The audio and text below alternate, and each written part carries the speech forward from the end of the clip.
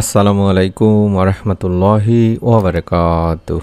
1 minute আমল YouTube চ্যানেলে সম্মানিত দিনী ভাই বোনেরা, আমি আশা করি আল্লাহ তাআলার অশেষ রহমতে আপনারা ভালো আছেন, সুস্থ আছেন। আলহামদুলিল্লাহ। আজ পবিত্র জুমার দিন, আসর থেকে শুরু করে মাগরিব পর্যন্ত এই ছোট্ট দোয়াটি মাত্র 100 বার পড়বেন এবং আল্লাহ তাআলার কাছে গায়েবী সাহায্য চাইবেন। ইনশাআল্লাহ রব্বুল আলামিন আপনাকেও গায়েবী রিজিক প্রদান করবেন। এটি একটি পরীক্ষিত আমলের ভিডিও, তাই আশা করছি মনের মধ্যে বিশ্বাস নিয়ে আমলটি করলে রব্বুল আলামিন আপনাকে এর ফল দান করবেন। জুমার দিন সপ্তাহের পবিত্রতম ও শ্রেষ্ঠ দিন। এই দিনের ইবাদত, বিশেষ কিছু ইবাদত ও বিশেষ কিছু সময়ও রয়েছে। আর এই বিশেষ সময়গুলোতে দোয়া করলে ও আল্লাহর কাছে চাইলে আল্লাহ তাআলা দোয়া কবুল করেন, বান্দাকে বিশেষ অনুগ্রহে ভূষিত করেন। হাদিসে জুমার দিন বিভিন্ন সময় দোয়া কবুলের কথা বলা হয়েছে, তবে জুমার দিন আসরের পর দোয়ার কথা বিশেষভাবে উল্লেখ করা হয়েছে। আবু হুরায়রা রাদিয়াল্লাহু তাআলা আনহু বলেন, আল্লাহ রাসূল সাল্লাল্লাহু আলাইহি ওয়াসাল্লাম বলেছেন, জুমার দিনে এমন একটি সময় আছে, সেই সময়টায় যদি কোনো মুসলিম নামাজ আদায়রত অবস্থায় থাকে এবং আল্লাহ তাআলার কাছে কিছু চায়, আল্লাহ অবশ্যই তার সে চাহিদা বা দোয়া কবুল করবেন।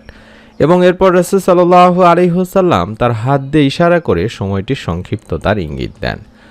আব্দুল্লাহ ইবনে সালাম রাদিয়াল্লাহু তাআলা আনহু বর্ণনা করেছেন যে জুমাবার বা শুক্রবার আসরের পর থেকে সূর্যাস্ত পর্যন্ত দোয়া কবুল হয়। এবং বিখ্যাত সিরাত গ্রন্থ জাদুল মাওয়াদেও এটি বর্ণিত হয়েছে যে জুমার দিন আসরের নামাজ আদায়ের পরে দোয়া কবুল হয়। অর্থাৎ আমরা আসর থেকে শুরু করে মাগরিব পর্যন্ত এই সময়টিতে এই ছোট্ট দোয়ার আমলটি করলে আশা করা যায় রব্বুল আলামিন আমাদেরও মনের নেক আশা পূরণ করে দেবেন। আমরা সবাই চাই যে আমাদের রিজিক বেড়ে যাক, সহজে ধনী হয়ে যায়, রিজিকে প্রাচুর্য আসুক, গায়েবী সাহায্য আসুক।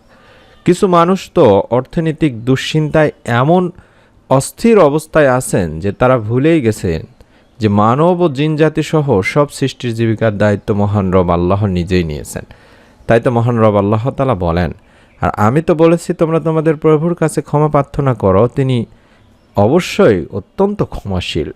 তিনি তোমাদের জন্য প্রচুর বৃষ্টিপাত করবেন এবং তিনি তোমাদের ধন সম্পদ ও সন্তান সন্ততি দ্বারা সমৃদ্ধ করবেন। সূরা নূরতে বলা হয়েছে। এছাড়াও নবী করিম সাল্লাল্লাহু আলাইহি ওয়াসাল্লামও বলেছেন, যে ব্যক্তি অধিক পরিমাণে আস্তাগফিরুল্লাহ পড়বে, যার অর্থ আমি আল্লাহর কাছে ক্ষমা প্রার্থনা করছি, আল্লাহ তাকে তার সব দুশ্চিন্তা থেকে মুক্ত করবেন, সব সংকট থেকে মুক্তি দেবেন এবং তাকে এমনভাবে অর্থ দান করবেন যা কোনো মানুষ ধারণাও করতে পারে না। মুস্তাদরাকে হাকিমের একটি হাদিস।